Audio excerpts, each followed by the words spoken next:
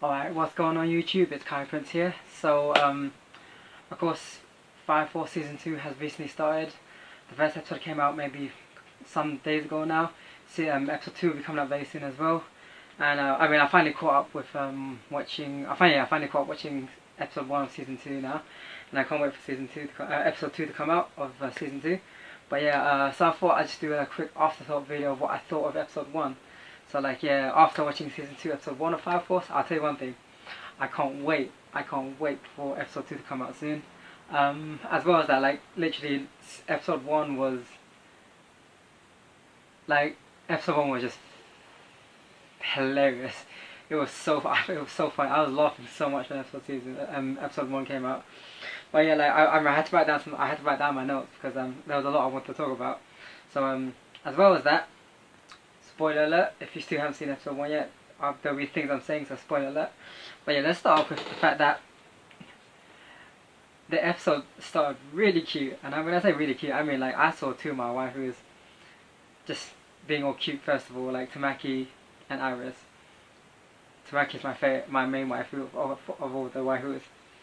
But yeah, you see them in their little, like, cute skirts and dress being all cute, like, that just made the episode start in a nice, colourful way. I loved it. It was so cute.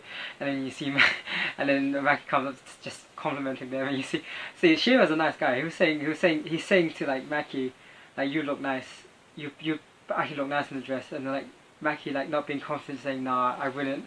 But, like, it was nice of Shinra, you know, to say that. And I think Maki would look nice in the dress, but at the same time, Maki's the kind of character where, like, her tomboyish look makes her look sexy as well. That's all I'm gonna say.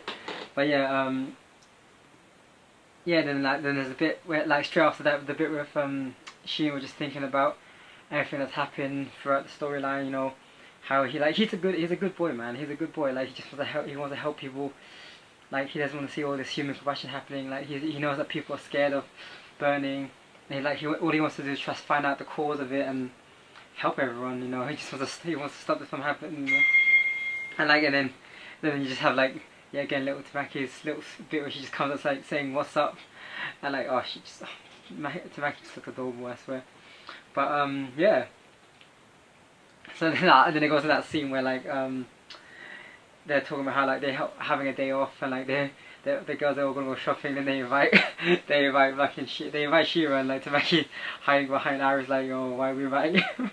That was funny.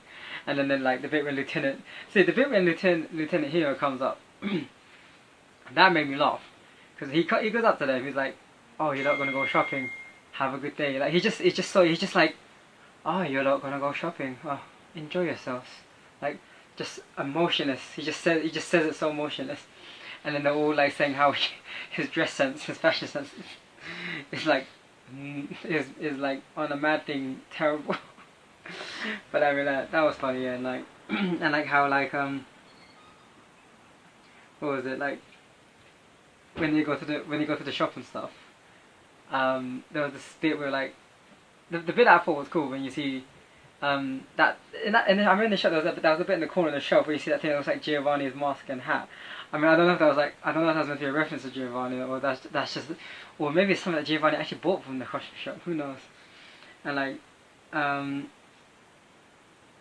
the bit when they're not talking about Shira's mum and Sho, his little brother, like how deep down, like, Tamaki does, like, worry about Shira, how, like, Iris, Maki, and the rest of, like, teammate, like, worry about Shira. I think it's really wholesome, actually, to think how, like, deep down they actually do worry about Shira, and they know how much Shira really wants to save his mom and his little brother Sho.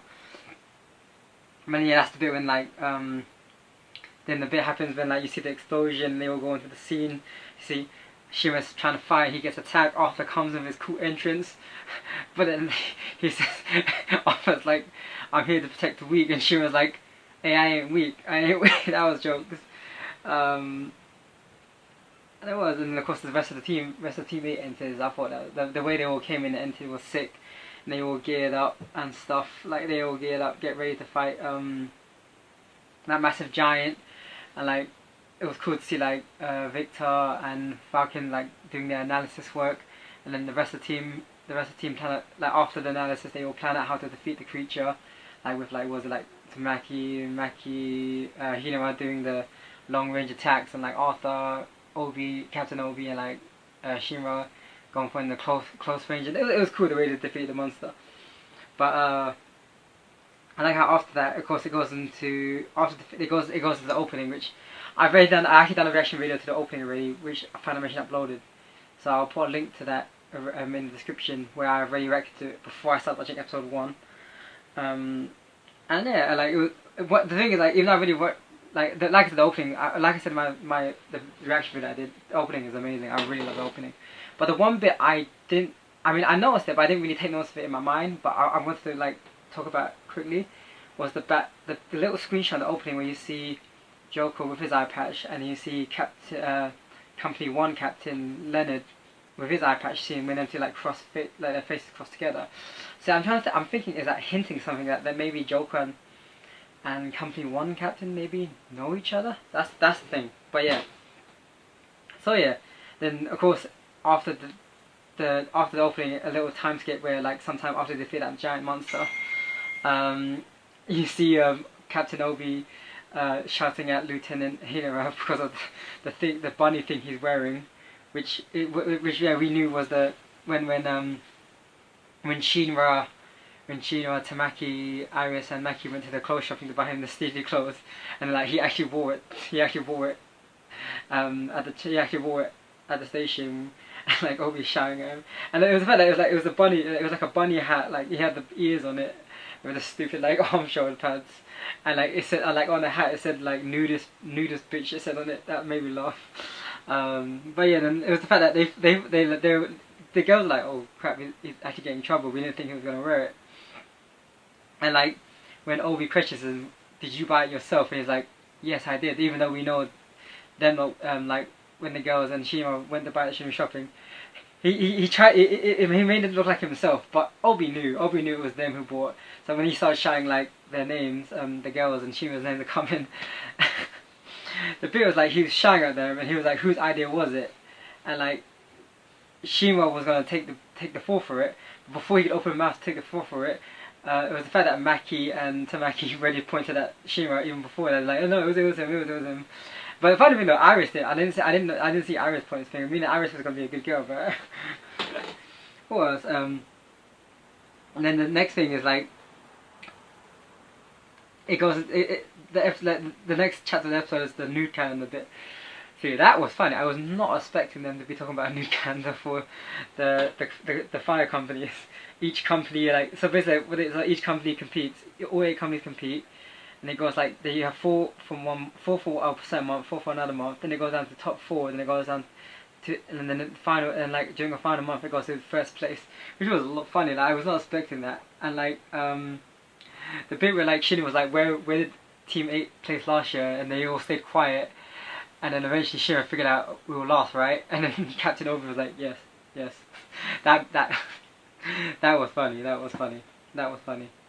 But and the bit that got me though was like when because you don't see what Giovanni looks like underneath the cloak he wears in season 1, and then the bit where like Shima turns to see what Giovanni looks like, it's like he's like, this is fake, because all you just see is like a massive hench Giovanni, like unbelievably hench Giovanni. I mean, which was like, was fake. No, I'm sure that's fake, right? Shima says. And then there's the bit where like Shima, forgetting there's an all men's calendar, is thinking Captain 5, Company 5 Captain, Hibana, the waifu, he thought, yeah, I'll get a nude of it, but of course she isn't there, it's just her little gravel slave people. Then next bit, then the thing is, like, there's the bit where like the way they take the calendar, they're taking the calendar really seriously, which is hilarious. Like, they're proper like pumping weights and stuff. That is like on a matting, they were pumping weights. And then you get the bit where see, you got the bit because Benny Mao of Team 7, the captain of Team 7, Company 7, didn't want to, like, he doesn't take it seriously, but his his lieutenant, Conroy, isn't it? Yeah, Conroy. His vice captain Conroy always tries to like secretly take a snapshot of Ben and Maru to enter the calendar, which is funny. And then there's that scene where Benamo, Benamo like basically confronts them about, and them two just fighting over the camera, which was mad hilarious. But yeah, like the team like when we're going back to the scene with teammate, company 8, and like they're doing the team pose, which is the power. It was like power, Cobra, and then you see Iris and Maki laughing at them, and then it goes to they're like, no, for the kind of we're going to the team Cobra pose, was like that. And the funny thing is that it looked funny, but the thing is they all have mad abs. They all have mad abs, which is hilarious. But yeah, I mean that's pretty much how the episode ends.